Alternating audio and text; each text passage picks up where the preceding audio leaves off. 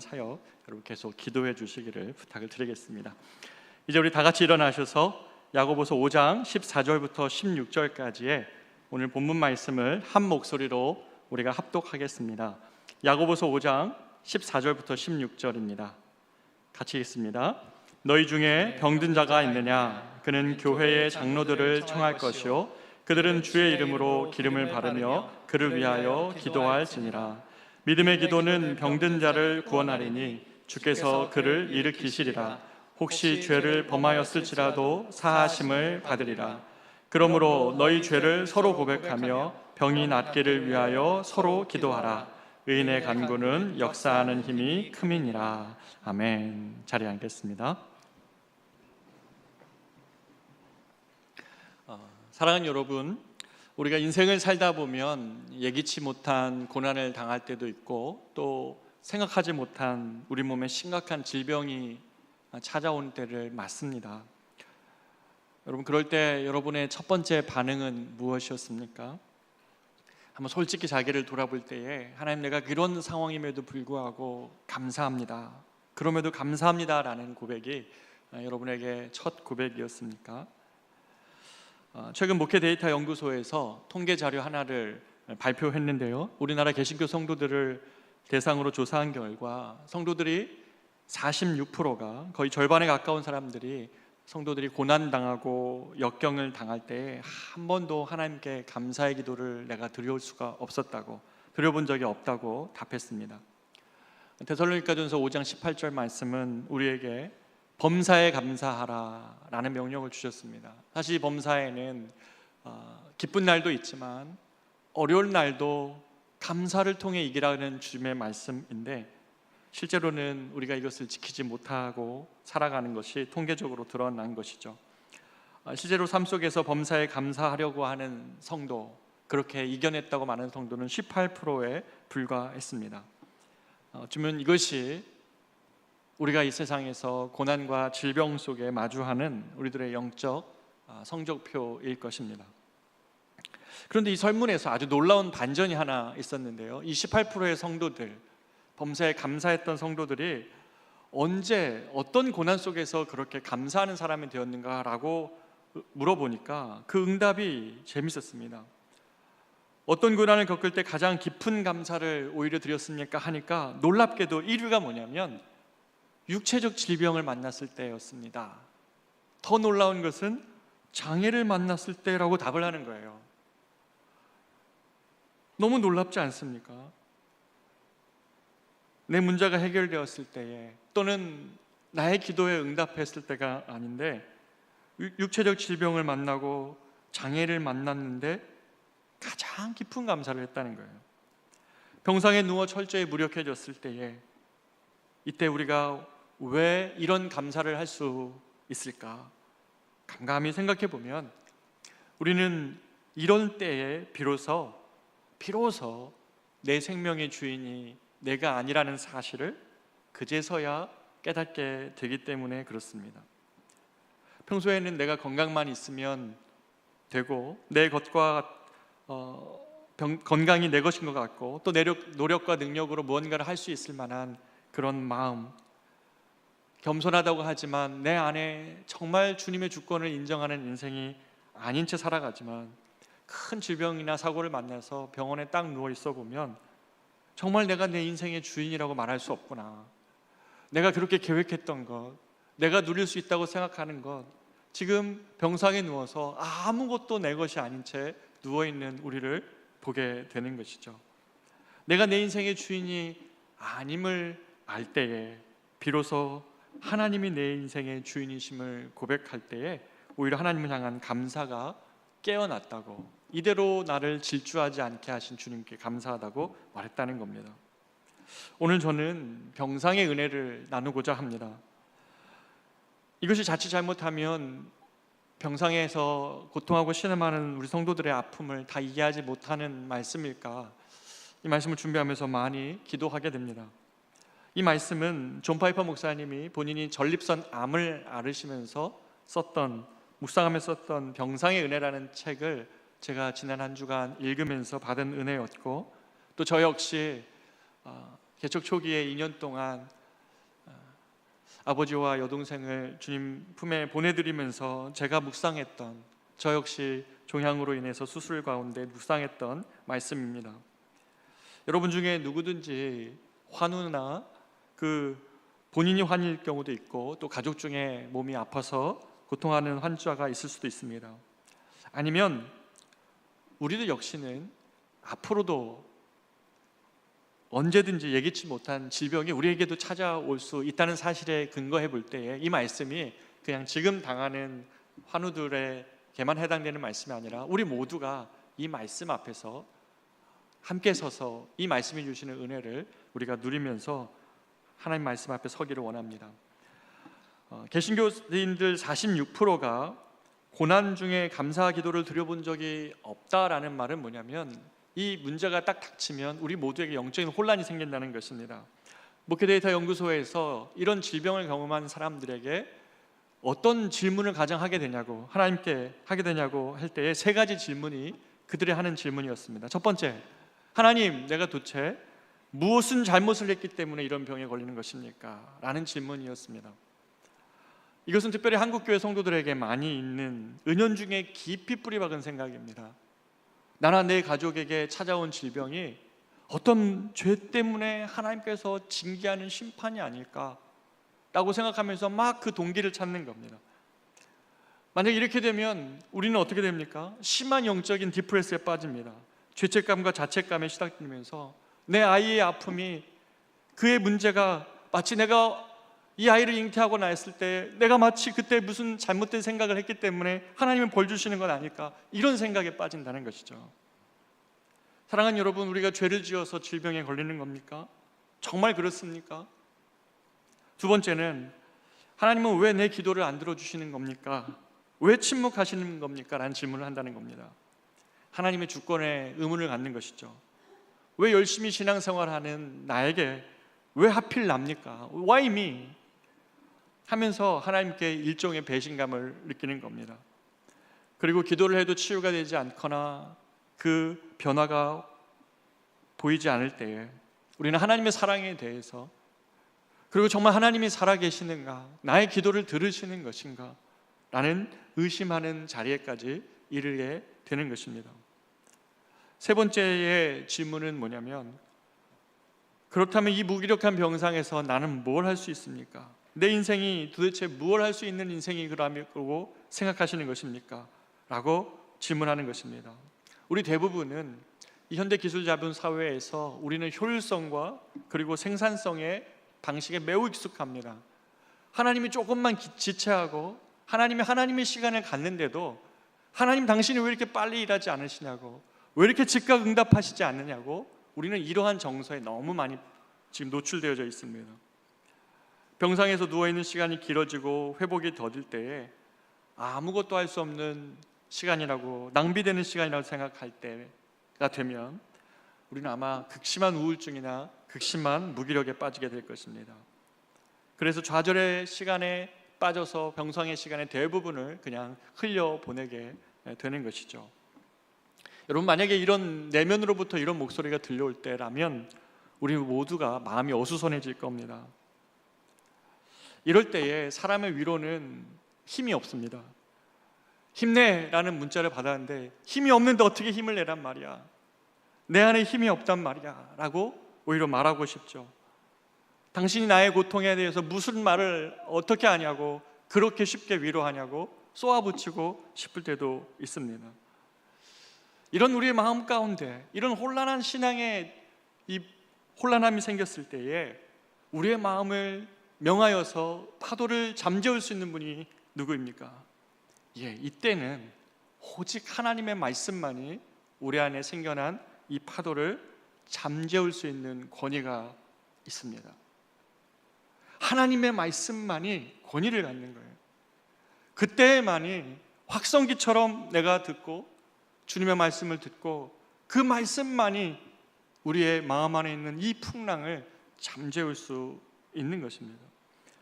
그렇기 때문에 병상에 있을 때에 우리가 하나님의 말씀을 붙들어야 되는 시간입니다. 하나님이 주시는 위로만이 확실하고 흔들림이 없었기 때문에 그렇습니다. 시편 94편의 기자는 이렇게 말합니다.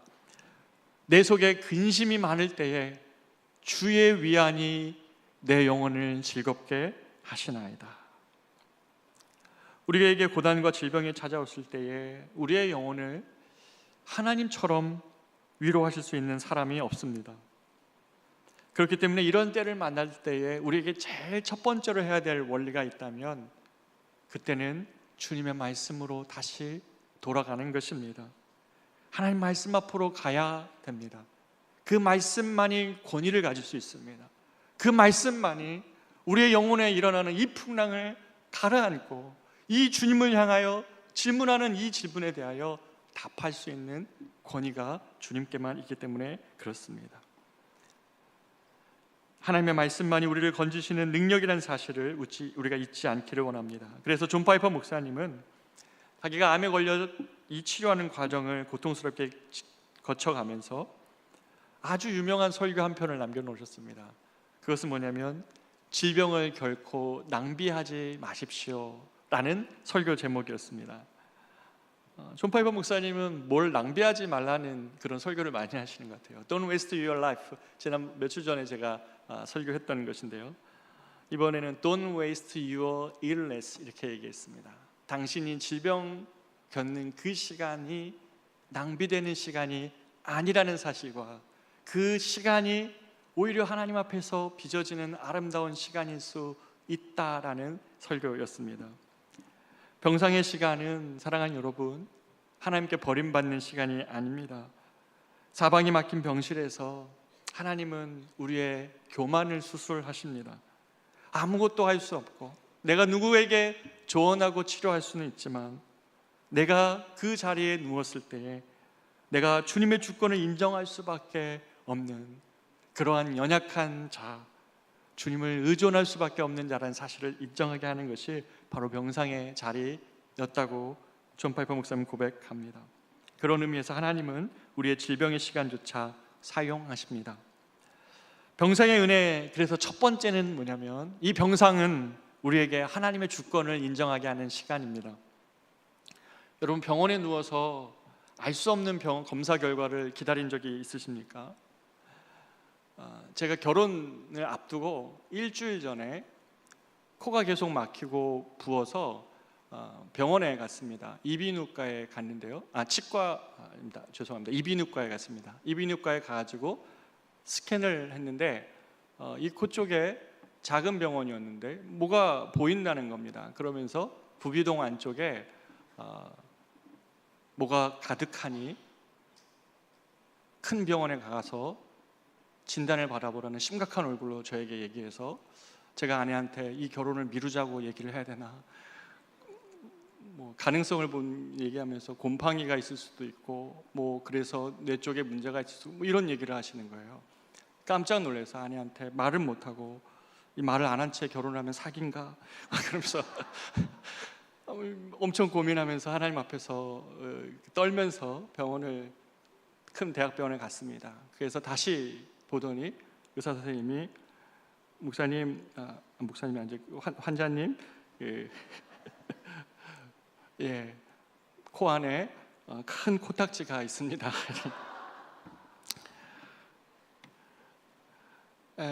오진이었죠. 오진이었는데 알 수 없는 결과를 갖고 있었던 그 일주일이 저 지금도 선명합니다. 우리 모두는 병실에 누워 결과를 이렇게 기다리고 있을 때에 또 예기치 못한 질병이 찾아오면 정말 아무것도 할 수 없게 됩니다. 그래서 비로소 그때 우리가 내 인생의 주인이 내가 아니었다는 사실을 비로소 알게 됩니다. 본문 14절에는 그래서 이렇게 말합니다. 너희 중에 병든 자가 있느냐? 그는 교회의 장로들을 청할 것이요 라고 말씀합니다. 장로들을 청하는 이유는 함께 주님 앞에 기도하고자 함입니다. 주님 앞에서 같이 손잡고 주님께 그 인생을 의탁드리며 인생의 주인이 내가 아니시라는 사실을 고백하며 함께 주권자 앞에 주님 앞에 겸손히 기도하기 위하여 장로들을 청하라고 이렇게 말하는 것이죠. 질병이 찾아와 병상에 눕게 되면 우리를 지탱해 왔던 것들, 건강, 그리고 재물, 인생의 계획이 다 내 손에 있지 않다는 사실을 비로소 알게 됩니다.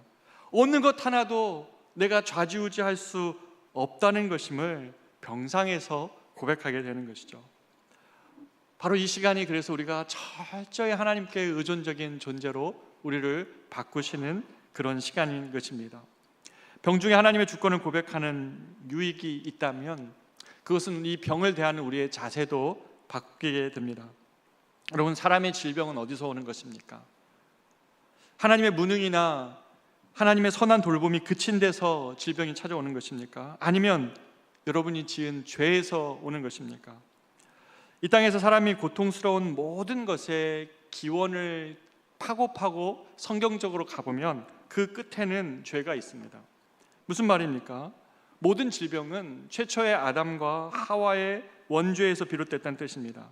다시 말하면 인류가 타락하기 전에는 하나님이 의도하신 세상에는 질병이 없었습니다. 질병으로 사람이 괴롭게 되는 인간의 상태는 하나님이 의도하신 본연의 상태가 아니라는 것입니다.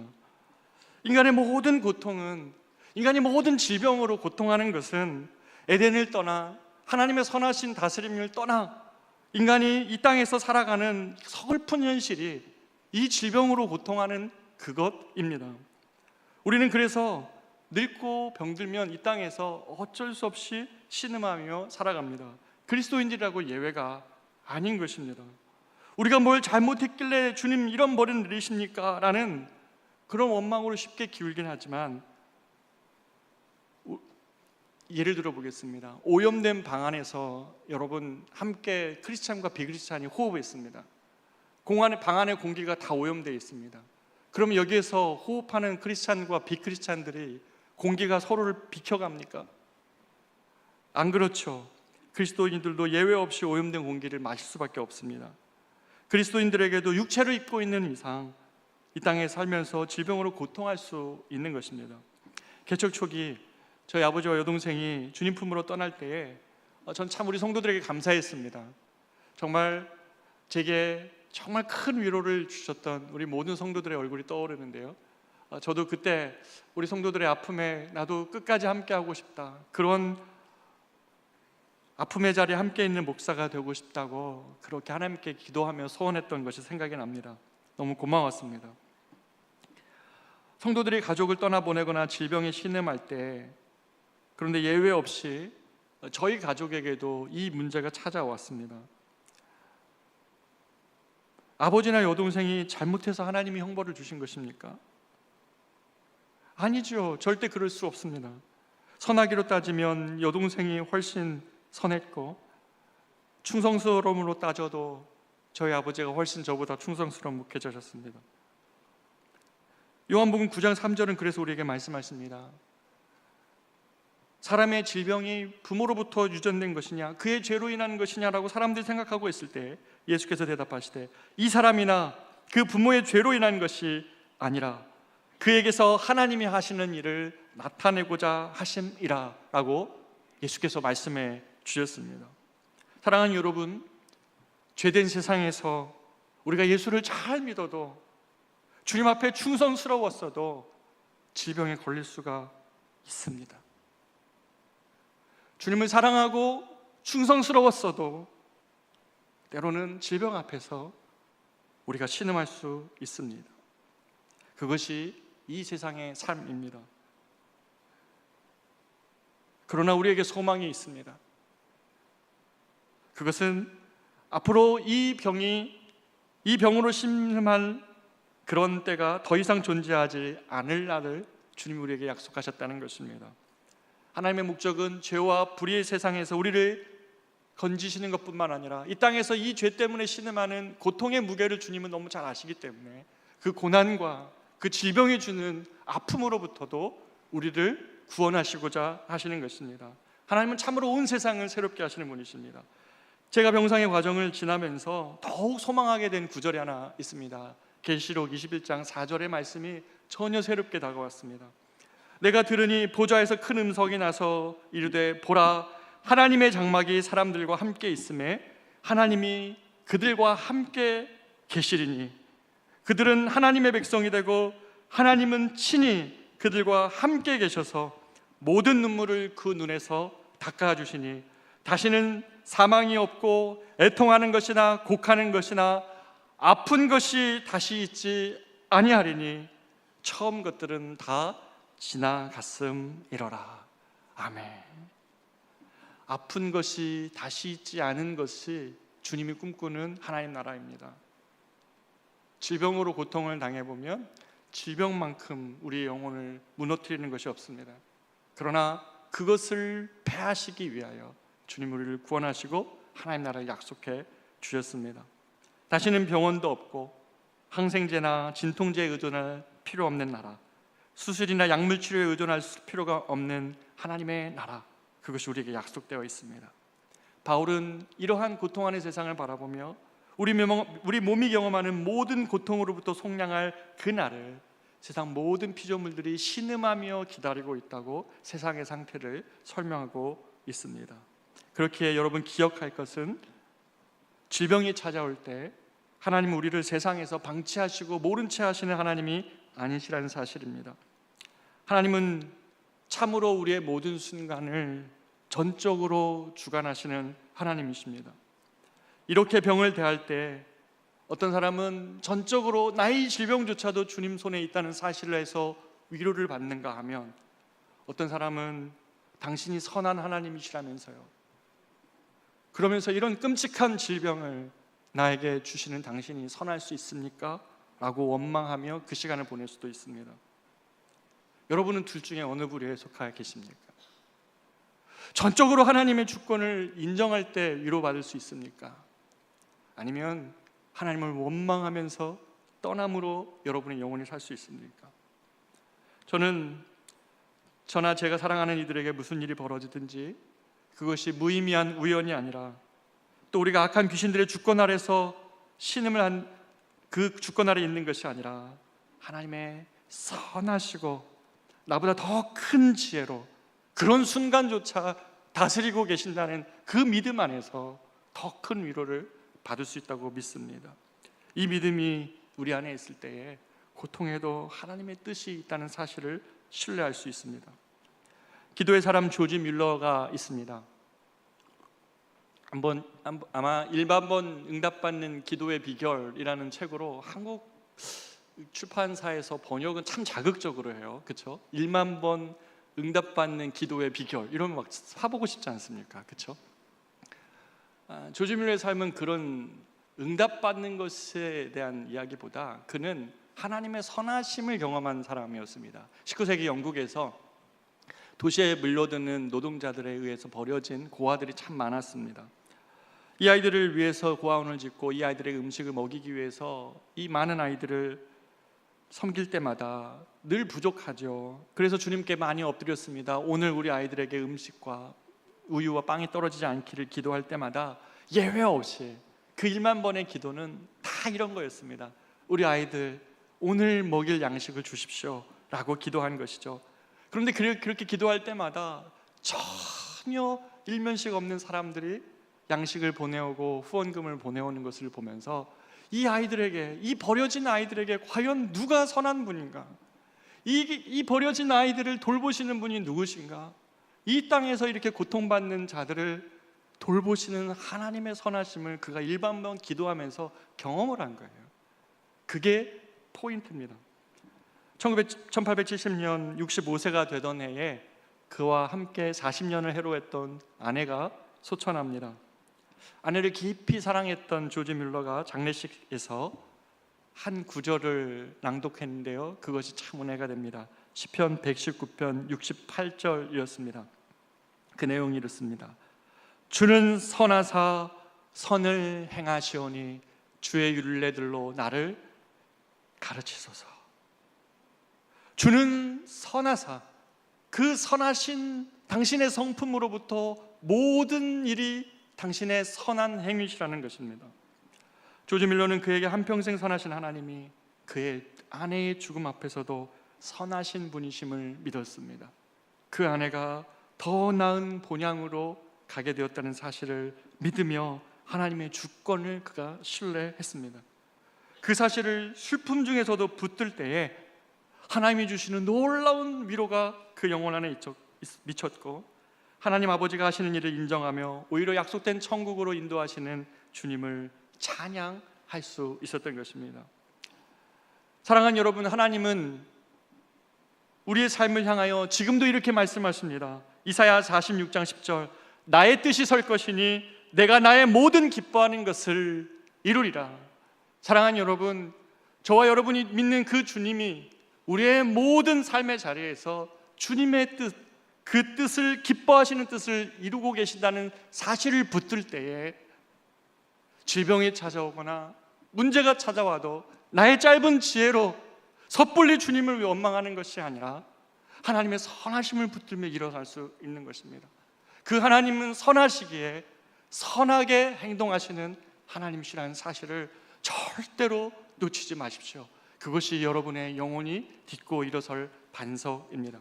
마태복음 10장 69절에서 참새 2마리가 한 아사리온에 팔리지 않느냐, 그러나 너희 아버지께서 허락하지 아니하시면 그 하나도 땅에 떨어지지 아니하리라. 너희에게는 머리털까지 다 세신 바 되었나니 두려워하지 말라. 너희는 많은 참새보다 귀하니라 라고 주님이 말씀해 주시는 것입니다.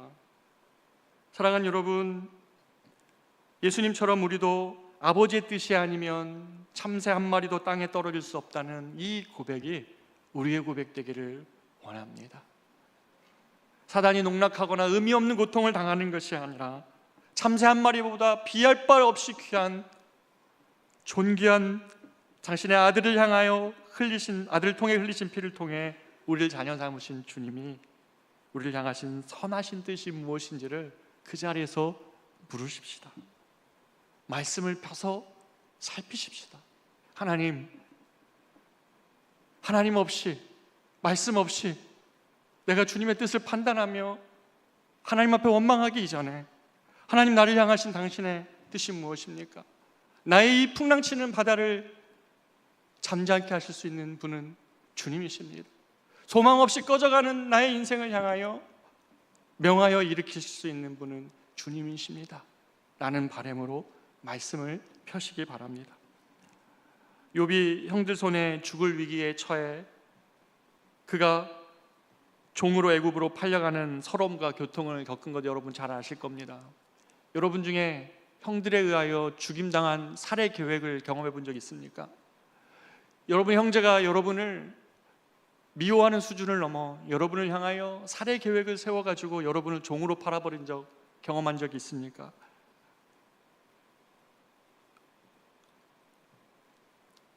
요셉이 그랬습니다. 요셉은 후에 하나님이 그 고난을 사용하신 것을 넘어서 형들의 계획을 꺾은 것을 넘어서 하나님이 그들의 악한 계획을 사용하신 것을 넘어서 이 모든 것이 있기 전에 하나님의 선한 계획이 선행하여 있었다는 사실을 요셉은 깨달았습니다. 그랬을 때 그 요셉은 형들은 나를 향하여 악한 계획을 세웠으나 하나님은 그것을 선한 것으로 바꾸셨다고 말씀할 수 있었습니다. 우리가 악한 일을 당하고 질병과 고난 속에 있더라도 하나님의 의도는 언제나 선하시다는 사실을 붙들 때에 이 진리가 우리를 일으켜 줍니다. 이 진리 속에서도 하나님이 보이고 이 진리 속에서 하나님의 선하심을 붙들 수 있어 한 걸음 나아갈 수 있는 엄청난 위로를 우리에게 주신다는 사실을 기억합시다. 두 번째, 병상의 은혜는 병상의 시간 동안은 우리의 영혼이 정결하게 단련되어지는 시간입니다. 오늘 보면 14, 15절은 이렇게 말씀합니다. 너희 중에 병든 자가 있느냐? 그는 교회 장로들을 청할 것이요 그들은 주의 이름으로 기름을 바르며 그를 위하여 기도할지라. 믿음의 기도는 병든 자를 구원하리니 주께서 그를 일으키시리라. 혹시 죄를 범하였을지라도 사하심을 받으리라. 성경은 이 교회의 지도자들인 장로들에게 병든 자를 위하여 주의 이름으로 기도하라고 할 때에 하나 우리가 주의해서 봐야 될 게 있습니다. 기도하라고 말씀하시면서 한 가지를 덧붙였죠. 기름을 바르며 기도하라고 말합니다. 1세기 당시에 환우에게 기름을 바른다는 것은 그들이 할 수 있는 실제적인 의학적 조치였습니다. 다시 말해 성경은 우리가 환우들을 위해 병이 낫기 위해 기도할 때에 병원의 치료나 의학적 도움을 거부하라고 말하지 않습니다. 우리가 자연을 창조하신 하나님께서 우리가 하나님을 닮아서 예술적 작품을 만들고 우리가 그것을 누리는 것처럼 하나님의 창조, 무에서 유를 창조하시는 것은 하나님이지만 하나님의 창조하신 것에서 더 나은 것을 창조하는 그 재창조의 능력은 우리가 주님을 닮았기 때문에 그렇습니다. 그런 의미에서 죄의 이 질병에 대해서 치료할 때 성경은 1세기 하나님의 기적과 제자들의 기적이 있는 그때에도 보편교회에서는 성도들 위하여 기도하라고 말하는 것뿐만 아니라 기름을 바르라고 말하고 있습니다. 그것은 인간이 발전되는 의료기술이 하나님이 주신 선물이라고 고백할 수 있으며 크리스찬도타도 마땅히 그 도움을 받는 것입니다. 1세기 당시에 주님이 제자들이 행하신 기적이 많았지만 보편교회에서는 이 기름을 발랐다는 사실을 우리가 기억해야 될 것입니다.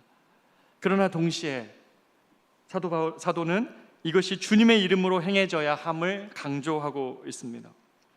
우리가 의사나 간호사나 약사분들의 헌신을 통해서 도움을 받지만 궁극적으로 그를 일으켜주는 것은 하나님이시라는 사실을 성경은 말씀하십니다. 그들은 주의 이름으로 기름을 바르며 그를 위하여 기도할지라. 믿음의 기도는 병든 자를 구원하리니 주께서 그를 일으키시리라. 주께서 일으키실 것을 믿고 약을 먹으며 주께서 일으키실 것을 믿고 병원에 가며 우리가 기도하는 것입니다. 일으켜주시는 능력이 주님께 있다는 사실을 믿고 기도하는 것이죠. 그렇기 때문에 여러분, 의료적 지식이나 또는 많은 좌절된 경험 때문에 기도한다고 무슨 능력이 있겠어? 어차피 정해진 것 아니야 라고 하며 주님 낫게 해달라는 것은 미성숙한 사람들이나 하는 기도 제목 같이 망설여진다면 오늘 이 야고보서 말씀을 다시 곰곰이 생각하면서 자신에게 적용해 보아야 할 것입니다. 하나님은요, 지금도 병을 치료하십니다. 기적적으로 고치실 때도 있고 의료진의 의학적 수단으로 고치실 때도 있습니다. 주님께서 채찍으로 맞으실 때 나음을 입었도다 라고 이사야 53장에 말할 때 주님의 채찍은 아까 주님이 회복할 그 나라처럼 단순히 우리를 영혼의 죄에서 구원하시는 것뿐만 아니라 이 땅에서 죄로 인하여 고통하고 있는 우리의 질병도 낫게 하실 수 있음을, 우리의 질병이 나았음, 우리가 나음을 입었다는 말씀 안에 포함되어 있는 내용입니다. 생각해 보십시오. 주님이 임재하시는 곳에 문둥병이 나았습니다. 혈루병의 여인의 피도 멈췄고 눈먼 자는 보게 됐습니다. 그 치유의 때가 언제인지 모르지만 주님이 세상의 모든 죄를 다 고치시며 돌아다니신 것은 아니지만 하나님의 임재가 있을 때에 하나님은 특별한 당신의 계획 속에 사람을 회복시키시고 치료하시는 은혜를 주십니다. 그것이 우리가 기도할 수 있는 은혜입니다. 하나님의 나라가 완벽한 형태로 이 땅에 온 것은 아니지만 하나님 나라가 임재가 있는 곳에서 죄의 치유가 일어난 것처럼 부분적으로 우리가 이 땅에서 하나님의 역사를 기대하며 우리는 기도할 수 있습니다. 물론 병 나음은 일시적인 것이죠. 병이 나았다고 해서 죽지 않지는 않지 않습니까? 그러나 병 낫기를 위하여 기도하라라는 주님의 명령에 따라 우리가 기도할 때 하나님의 특별한 돌보심 가운데 사람의 병이 나을 수 있음을 저는 믿습니다. 그렇게 부끄러워하지 말고 이런 기도를 부탁하십시오. 약을 먹고 병원에 가십시오. 그리고 무엇이 가장 좋은지 아시는 하나님 아버지께 그 결과를 의탁하십시오. 하나님의 선하심이 이끄실 것을 믿고 기도하는 것입니다. 이렇게 병상의 시간은 하나님의 시각에서 보면 우리의 믿음이 점검되는 시간입니다. 그리고 우리의 영혼의 불순물과 우리의 죄가 정결하게 되는 시간입니다. 모든 질병이 죄의 결과라고 성경은 말하지 않습니다. 그러나 질병이 찾아올 때 우리는 평소 바쁘다는 핑계로 하나님과 교제하지 못했던 우리의 삶을 돌아보게 하시고, 내가 하나님을 나의 주로 고백한다고 얘기했지만 실제로는 너무나 폭주하며 살아가고 있는 내 삶을 주님이 멈추셔서 내 삶의 주인이 하나님이심을 인정하게 하고, 헛된 욕망으로 가득 찬 허영 안에 하나님 안에서 겸손하게 주를 따라갈 수 있게끔 우리의 영혼을 고치시는 것이 병상에서 주님이 주시는 은혜입니다. 병실의 은혜 세 번째가 있다면 그것은 환우가 공동체 안에 있을 때 그 환우를 통해 서로의 약함을 보듬어주는 참된 공동체가 된다는 사실입니다. 야고보 사도는 참 독특하게도 크리스찬들이 한 명이 병이 찾아올 때에 그 질병의 문제를 개인의 문제로 해석하지 않았습니다. 16절입니다. 그러므로 너희 죄를 서로 고백하며 병이 낫기를 위하여 서로 기도하라. 의인의 간구는 역사하는 힘이 큼이니라 라고 말씀합니다. 반복되는 단어가 있죠. 서로라는 단어입니다. 야고보 사도는 너희가 서로 죄를 고백하며 병이 낫기를 위하여 서로 기도하라는 것입니다. 제가 사회주의 국가에 가보니까요, 사회주의 국가 중국에 가보니까 병들고 약한 자를 철저히 숨깁니다. 치부라고 생각하고 드러내지 않고 그것을 감춥니다. 효율과 경쟁의 사회에서도 마찬가지 아닙니까? 이 세상도 병들고 약한 자는 짐처럼 여기고 소외시키는 것이 현실입니다. 그러나 우리가 복음을 알고 있습니다. 복음은 하나님의 백성들로 하여금 하나님의 대조 사회를 꿈꾸게 합니다. 카운터 컬처죠. 세상이 그렇습니까? 세상은 병든 자를 버립니까? 효율과 어떤 아웃풋을 생각하면서, 열매를 생각하면서 그런 사람들은 쓸모없다고 말합니까? 그럴 때마다 크리스찬들은 아닙니다라고 말하면서 세상과 다른 문화와 공동체를 만들어가는 것이죠.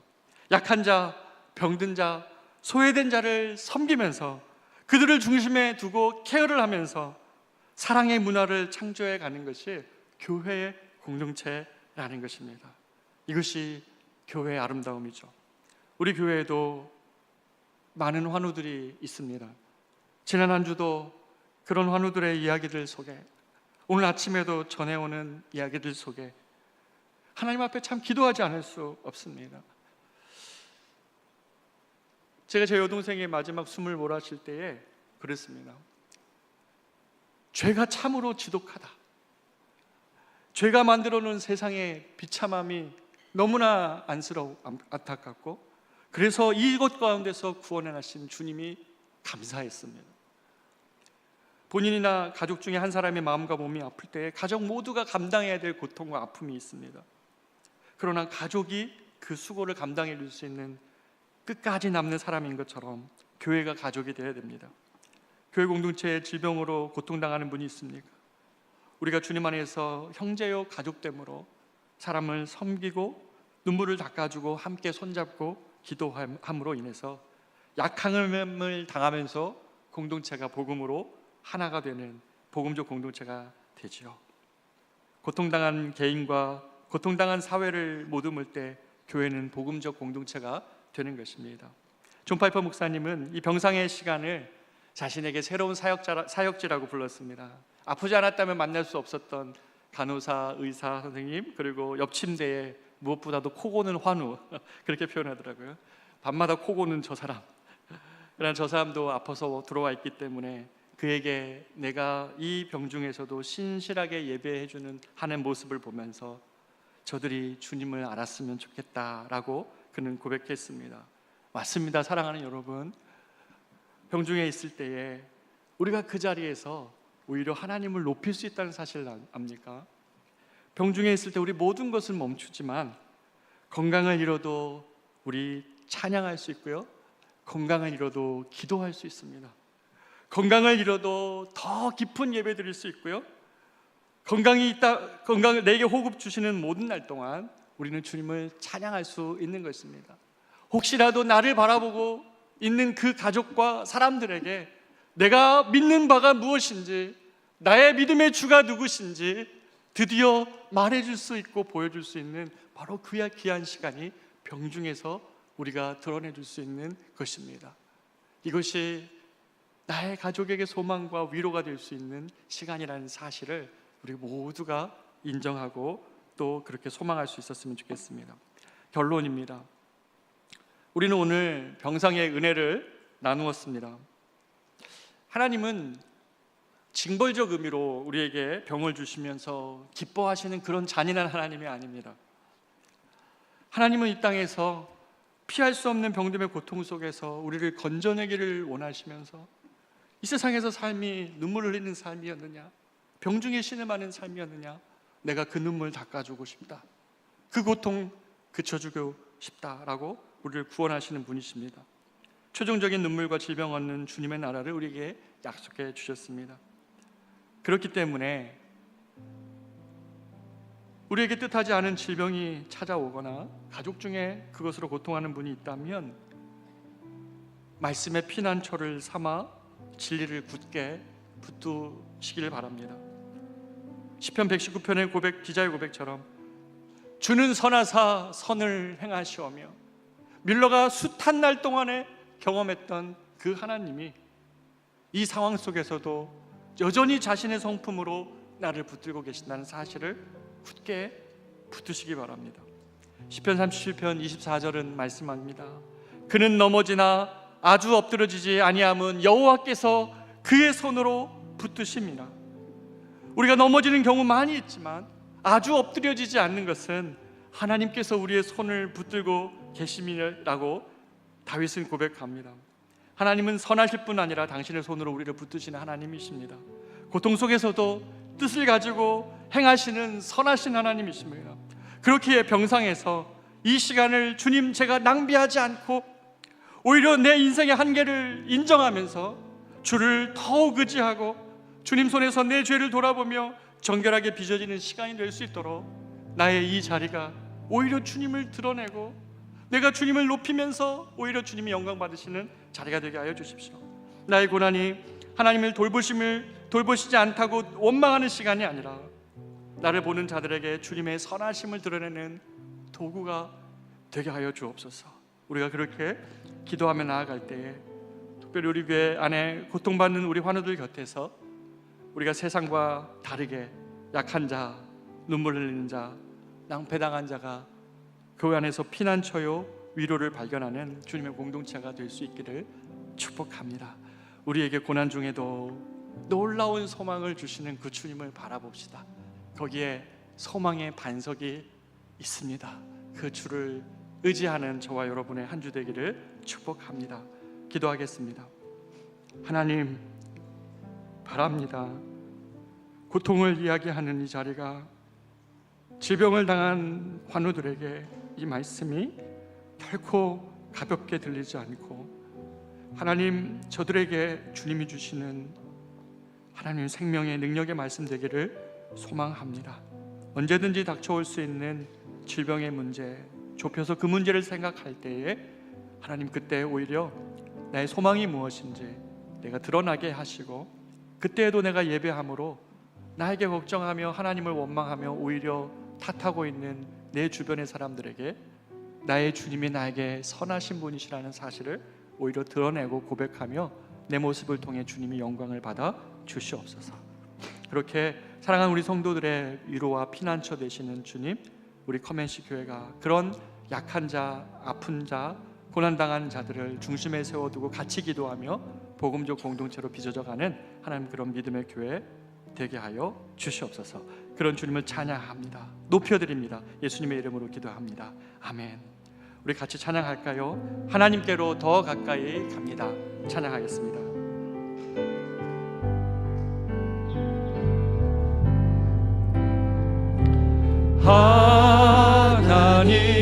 하나님께로 더 가까이 갑니다.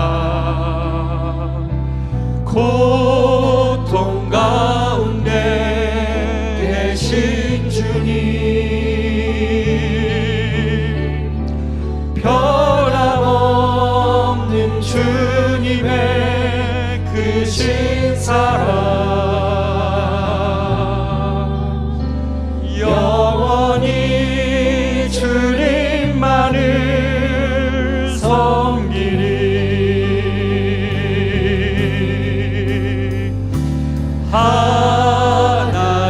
하나님께로 더 가까이 갑니다.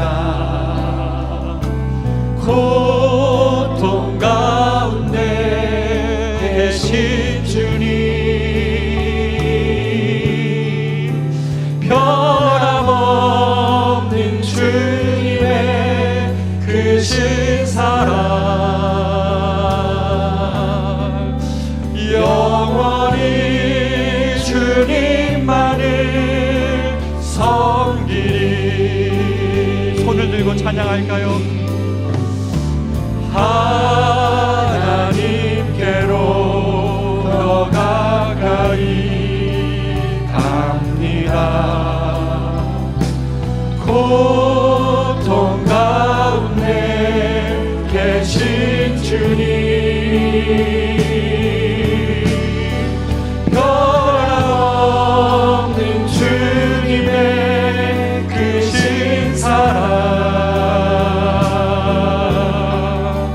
영원히 주님만을 섬기리. 사랑하는 여러분, 우리가 이 시간 같이 주님 앞에 한번 깊게 기도하며 나아가기를 원합니다. 여러분이 당하고 있는 고난 속에 여러분 어떤 부류의 성도입니까?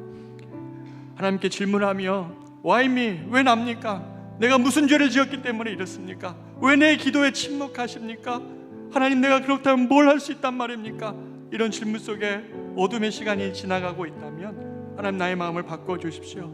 당신은 선하사 선을 행하시오니. 우리가 이 말씀을 우리 자신에게 한번 선포합시다.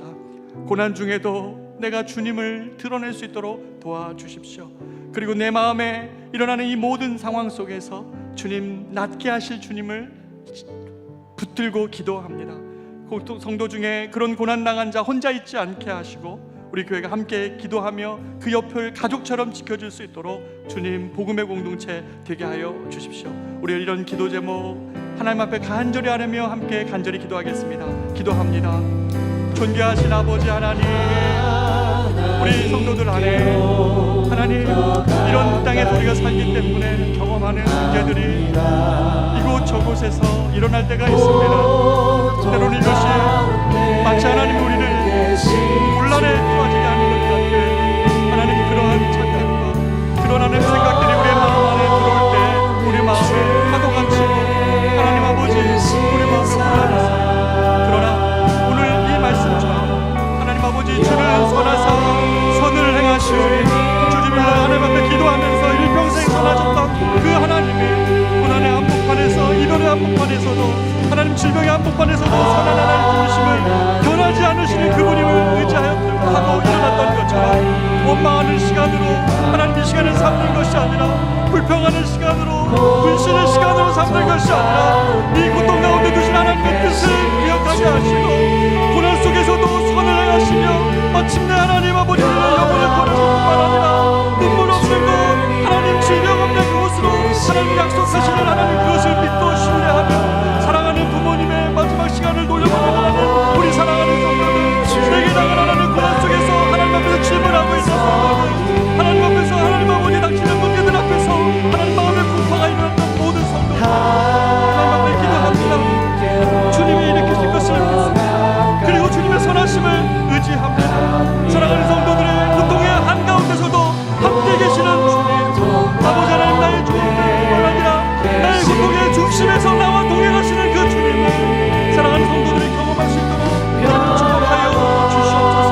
당신의 변함없는 사랑을 오히려 하나님, 내가 이 고통 속에서도 드러내며 나를 향하여 염려하며 하나님을 원망하지 않도록 내 주변의 사람들에게 오히려 하나님을 증거할 수 있는 믿음의 담대함을 하나님 내게 허락하여 주시옵소서.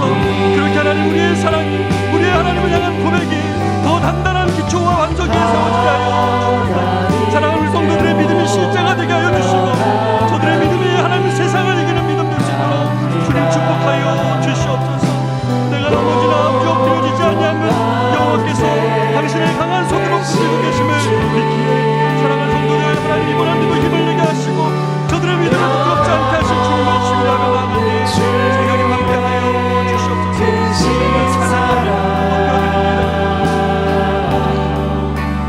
영원히 주님만을 섬기리. 아멘.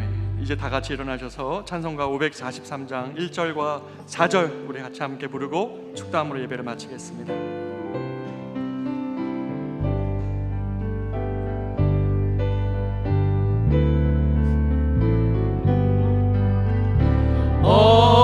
어려운 일 당할 때 나의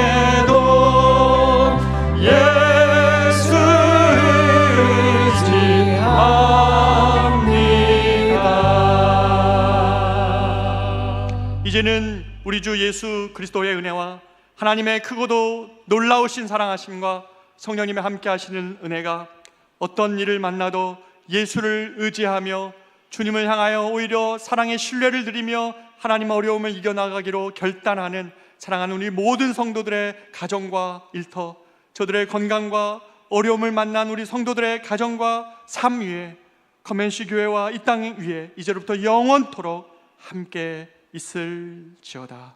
아멘.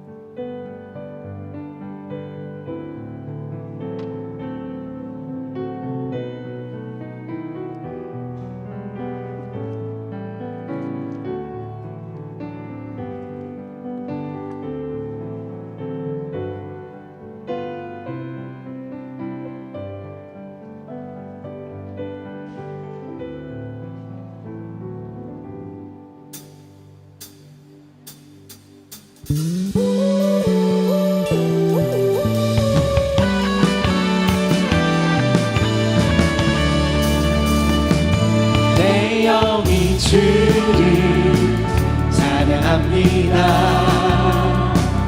내 영이 주를 찬양합니다. 내 영이 주를 찬양합니다. 내 영이 주를 찬양합니다. 기뻐라 나 영혼아, 기뻐하라 나의 영혼아, 감사하라 손 들고 송축하라 주를 향해 외치라. 기뻐하라 나의 영혼아, 감사하라 손 들고 송축하라 나의 영혼아. 내 영이 주를 찬양합니다. 내 영이 주를 찬양합니다. 내 영이 주를 찬양합니다. 내 영이 주를